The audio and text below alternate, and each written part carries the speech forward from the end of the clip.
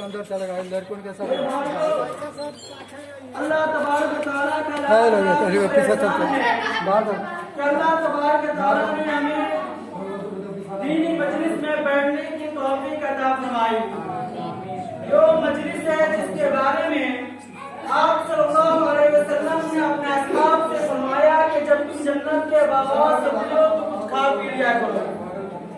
सहाबा कराम हैरान परेशान हो गए, क्योंकि जन्नत की सिफत ये है मारा ऐनुल अर्द वला उज़ुन समिअत वला अला क़ल्बिन बशर, उसको किसी आंख ने नहीं देखा, न किसी कान ने इसके बारे में सुना, न इंसान की खिदमत की इसके बारे में खबर पहुंची, फिर जन्नत कहां से आ गई।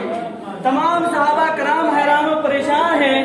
आप सल्लल्लाहु अलैहि वसल्लम ने इरशाद फरमाया कि दीनी मजलिस जन्नत के बागात हैं और इस मजलिस का अंदर दीन की बातों को सुन लेना ये जन्नत के फल और मेवे के दर्जा रखता है।